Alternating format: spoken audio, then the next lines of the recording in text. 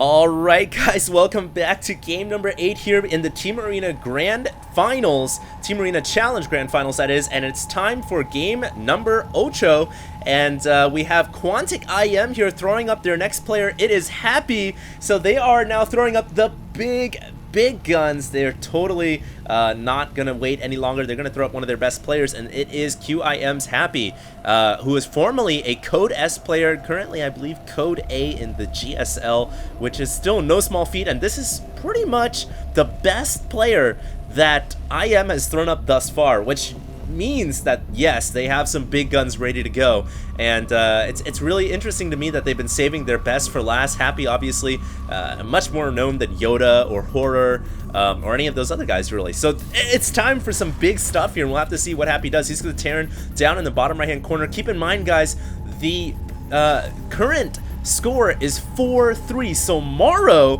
has brought it back to 4-3, and if he wins this game, which is a big if, don't get me wrong, if he wins this game and wins another one, he will do the reverse all kill, so to say, and get the first place prize for Mousesports. So this is what Mousesports' final hope and everything is relying on here on Morrow's shoulders. And interestingly enough here, Morrow is playing Zerg. So here's a little fun tidbit if you guys don't know that much about Morrow, back in the days of StarCraft 2 beta, super solid Terran player. You guys probably remember him taking out Idra at the IEM using a bunch of Reapers. That was his unit, the Reaper.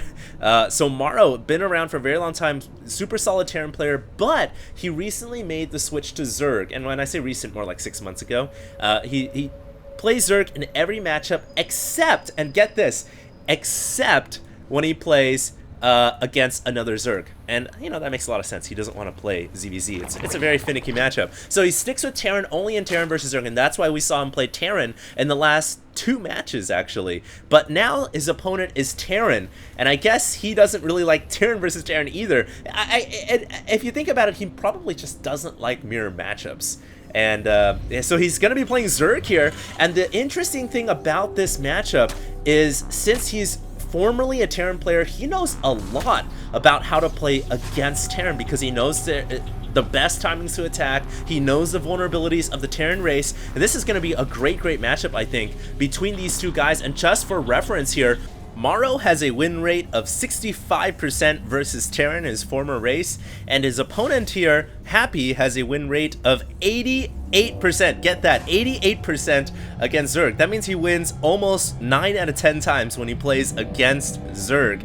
So no doubt right here in your minds, guys, and especially in mine, that the reason why Quantic IM has selected this former Code S player to play against Morrow is because he has an astronomically high win rate against Zerg. So despite Morrow maybe having that advantage because he understands his former race and he knows how to play against Terran, that may just be very well negated by the fact that our yellow Terran here, Happy, is just an all-out Zerg killer. Call him that, the Zerg killer.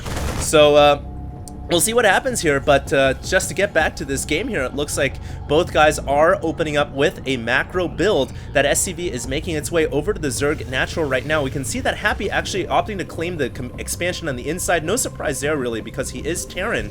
And this is the map where the geyser inside the natural is the rich Vespene geyser. So as a Zerg player, you can actually just expand right into the inside natural rather than expanding to the outside natural. And I think that's, I'm a little confused as to why Morrow decided to go ahead and grab the hatchery on the outside. I think a lot of Zergs here, if they've got the option of getting the rich geyser on the natural, as you guys can see here, then you might as well, you know? So I'm not too sure why Happy decided to, why Morrow decided to grab the natural on the outside.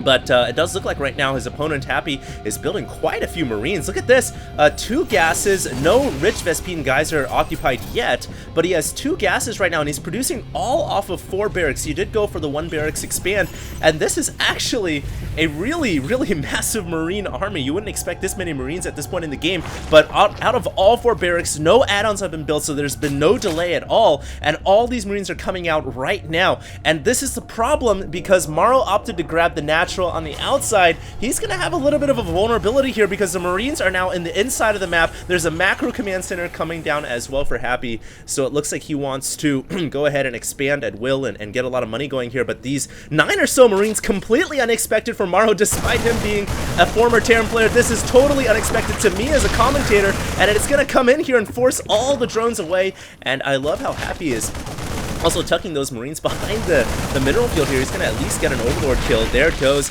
I would imagine he should right now focus his efforts on taking down that hatchery though, but maybe he doesn't want to because there are 3 queens there and they can transfuse.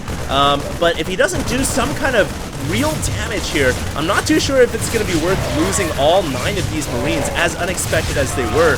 Yeah, these Marines are going to go down, and honestly, Maro didn't really take any damage at all. Just an Overlord kill and lost some mining time.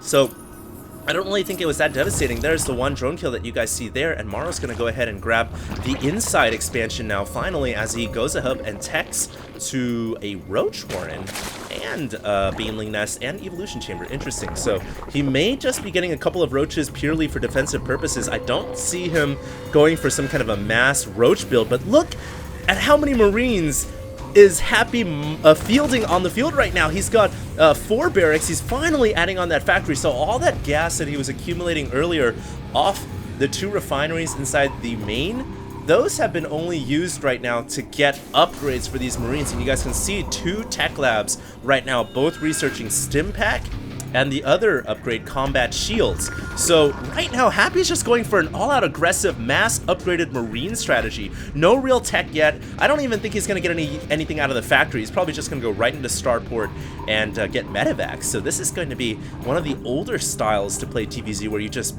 buck Marines and then get tanks later on. We'll have to see how effective this is going to be. And one thing that Maro is doing really well here, look at that creep spread. Wow, it's already at the center of the map, and on a map this vast, that's really, really quite impressive. And now it looks like these Marines moving out have the combat shields and Stimpak. They are going to get +1/+1 in about a minute, but I think Happy might actually make an attack happen before the 1-1 finishes, and this is another unexpected Marine attack from the Terran player. Zergs just don't expect these Marine squads to push out at these timings. It's actually kind of aggressive, but beautiful at the same time. It's almost like a work of art. Now, the thing, though, that Maro has done well, like I said before, is spread that creep. And because the creep is spread so far, it doesn't look like Happy wants to venture too far inwards, lest he gets surrounded by Zerglings. So what he's going to have to do here is drop comsats, and that's actually a cost for the Terran player to do so. Every comsat is 50 energy from the orbital command, and 50 energy could otherwise be a meal, which is actually 270 minerals over the life of that meal. And here comes a Zerg. Maro trying to run in here, but that didn't work out too well at all. Those Marines are just way too upgraded, and they are about to get that 1-1 upgrade in about 5 seconds. Another 270 minerals, quote-unquote, for the mule being invested rather into the comsat to pick off more tumors. So Happy has done a decent job here of not overcommitting and limiting that creep growth. But I don't think Maro's going to be too concerned about that. I think, honestly, that creep did what he wanted it to do, which is provide a buffer zone, so he didn't lose that hatchery to those 1-1 Marines. And now look at that.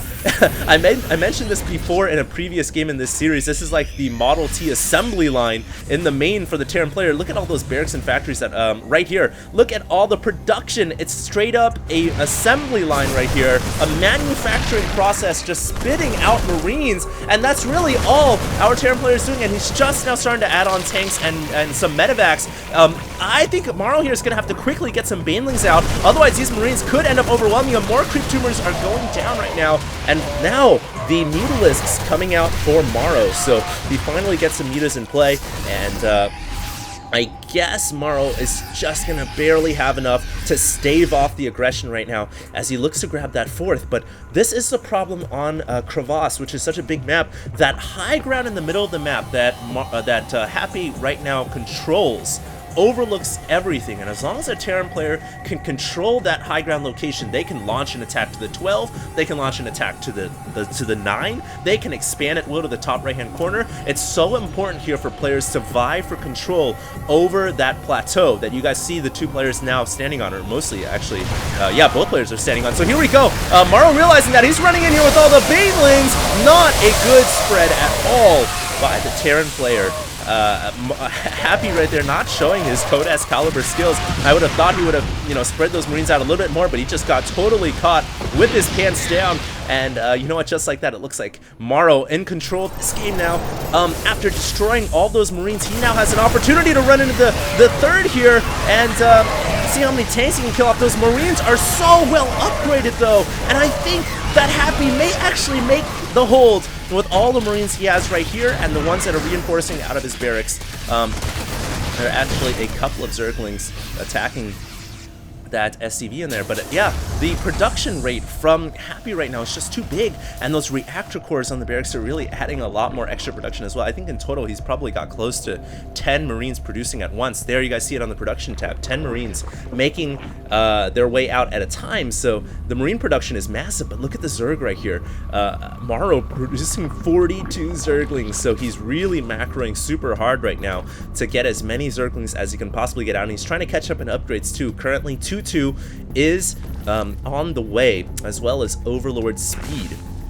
But one thing that I think Happy did very well there was just holding off the counter aggression. A lot of times Terran players will lose their massive attack in the middle, and then they end up losing SCVs at the third. But no, Morrow was not able to kill off any SCVs, and Happy did a good job fending that off. Now, I don't know what he's doing with that medevac dropship. I don't know why he unloaded those Marines. Maybe they're going sightseeing for a little bit before they go in to try to do some damage. But Happy actually may be trying to go for some kind of a two-pronged attack here. And yeah, there we go. Loading up that medevac, sending up his tanks to siege up once again. And here is another big battle we have on our hands as Morrow moves in here. He gets the circles all around the tanks, though. And the tanks have no chance whatsoever. The Banelings will now give chase to the Marines, who will quickly make their way back home. But Happy using that as a distraction to try to eke out some damage here. Now, if he can kill off this hatchery, it may actually be worth losing his tanks. And if he can make the hold at the third, he will make the hold. That Thor just coming in the clutch. And will that hatchery go down or not? Happy trying to focus it down. It does. Happy gets a hatchery, so now he's limited the Zerg economy to 3 bases, and that's great. That is absolutely spectacular for Happy, because guess what, guys? Happy is approaching a 4th base right now. You guys can see on the minimap that command center is making its way down. Happy also going to save that last Marine and make a push into the middle of the map too. He is starting to turn the tides of war here. The series is at 4-3. Morrow needs to win 2.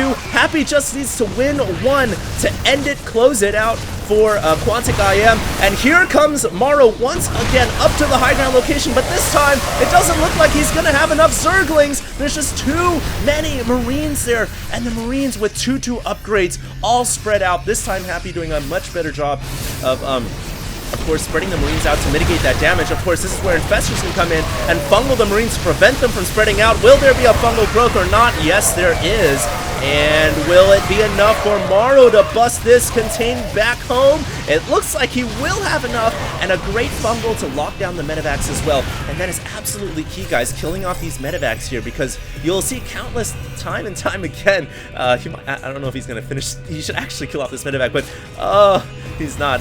You'll see countless time and times again when Terran players get away with their medevacs, they go back and they repair it back up to full HP. And then when they have all that energy accumulating, it's like the Marines become so much harder to kill off. So it's very important for Zerg players to always finish off those medevacs. And I think Morrow right there with the squandered opportunity to kill off that last weakened one. But he was focusing on getting another hatchery down, so you can't blame him too much. Has some creep spread into the center of the map. I would love to see him spread creep all throughout that high ground plateau that his Zerg units are now encamping, for obvious reasons. Like I said before, controlling that high ground is so important. And we can see both players now vying for control over the peak of this cliff. And we'll see what happens here. Those Mutalisks may have an opportunity to pick the tank, and no, they will not. And that medevac will quickly come in to revitalize the Marines that were weakened by the fungal. But this game is starting to get down to the wire here. Neither player with a significant advantage, really. The supplies are quite close. Comsat goes down to check on the status of the next hatchery. Mutalisks have found an opening to the top. They will pick off a tank.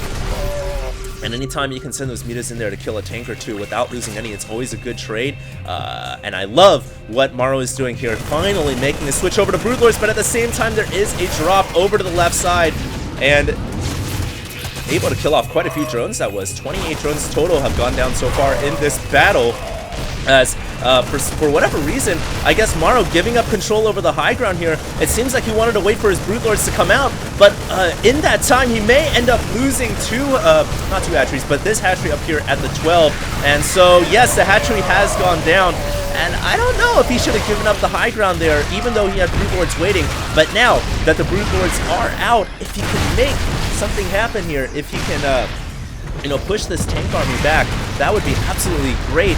And will he be able to do it or not? These 5 Brute Lords really pushing their way in, and there are some ghosts on the ground from Happy. Happy has got to get sniper fire shots off, but a fungal goes down on the ghosts. The ghosts are still up and alive, but all the ghosts end up going down to a Baneley detonation, and 3 of the Brute Lords are in the red. 2 of the Brute Lords are in the red, and unbelievably, it looks like Maro is going to keep his Brute Lords alive. Oh my god, I can't believe he kept those 2 Brute Lords alive, and that's got to be something that Happy is now kicking himself in the butt for, because all it would have taken was just one more sniper shot, one more Marine Gauss Rifle blast, anything to finish off those Brute Lords, but now they're going to go back and get re-healed by the Queens.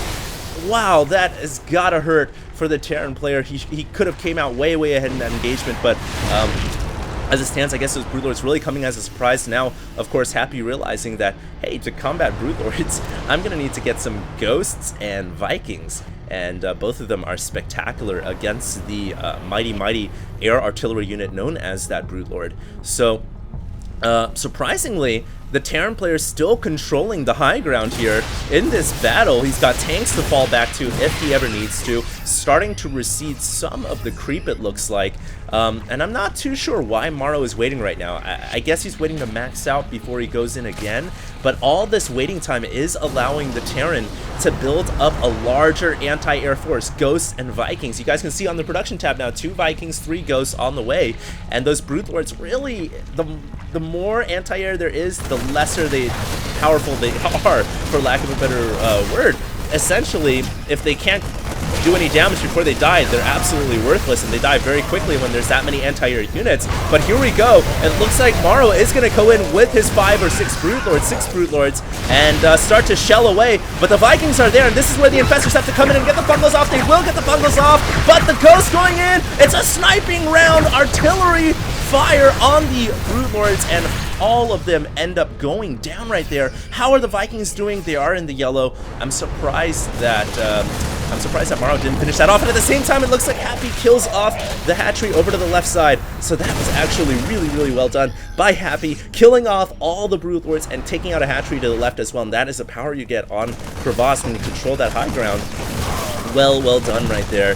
I'm a little shocked actually that Maro didn't kill off those Vikings when he had the chance. Now his Brute Lords that are morphing are going to be even more vulnerable. It looks like he's going to go in regardless here with just purely Infestors trying to fungal everything away, but the Ghost returning the favor and sniping about 3 or so Infestors down. Some of these units are very weakened, but a lot of them can be repaired here, and that is pretty important to note. It looks like the Terran army is just pulling ahead of Maro now, and Maro's just trying to butt his head against the immovable brick wall, and it's just not happening. Really, he's running out of money, it looks like, at the same time, too. He's just affording a couple of Infestors here or there, but doesn't have enough minerals to continue this battle of attrition. And finally, the new Brute Lord's coming in. This is his last cycle. He's got to keep these Brute Lords alive, but he just expended all the Infestor energy, so he has no way to produce any anti-air against the Vikings, and these 6 or so Vikings are just going to absolutely ravage the Brute Lords, and another hatchery goes down. Less income for the Zerg player. Maro now losing his Queens as well, so he can't even transfuse. And it really looks like Happy is pulling away with this one, guys. If he wins this, don't forget, Quantic IM takes home the $6,000 prize first place for Team Arena Challenge. And if they lose here and Maro wins, it will go to a 9th and final game. So it's certainly not looking good for Mouse Sports at all. We'll have to see if they can do it. Quantic IM with their Terran player here on the right, starting to attack this hatchery once again. His Ghost going to work. The final Brute Lord has gone down, and now it's just Infestors and Zerglings, and surprisingly, Maro somehow cleaning that party up to the left. So at the very least, he'll be able to keep this hatchery alive. and try to get some mining done there, but he still has to cope with the tank line and the Marines and goes over here to the right-hand side of the map. And it's just an SCV extravaganza here. There's SCVs going everywhere right now. As finally Happy secures another expansion. That's absolutely important because Happy, this entire game, you guys know he needs minerals to fund this Marine production. He's been going basically just all-out Marines with mass upgrades, and these Marines have been doing work so far, and all he really needs is money to fund those Marines, and it looks like this is probably going to be the last fight here. Morrow coming in with a handful of Zerglings, but they get cleaned up by the Marines and Ghosts, and there is the GG. That is it. So Quantic IM with their Code S/Code A player Happy goes ahead to take the first place prize for that team, and they will take home $6,000, while Mouse Sports will take home 3,000. You know, a good valiant effort by Morrow. He was able to take 2 games in the last couple of series, and in this final series, you know, I thought he had a chance because he's a formerly Terran player, but unfortunately going up against a Terran who has a almost a 90% win rate, just a little bit too much to overcome, it seems like. So well done, good effort, and it was an excellent series. It was my pleasure to bring this to you guys. If you guys want to see more content, you guys can actually find IGN's content on www.ign.com/IPL, and you guys can find them on Justin TV, Facebook, YouTube, and Twitter at IGN Pro League. And you guys, of course, can find my content at YouTube at HD StarCraft, as well as Twitter and Facebook. So that's it for me, guys. I hope you guys enjoyed, and I think next up I'm going to try to bring out some more Brood War videos. And I also wanted to I have some headsets to give away, so I'll be giving away some headsets in the next couple of replays. Thanks, guys, for tuning in. This is HD, signing out.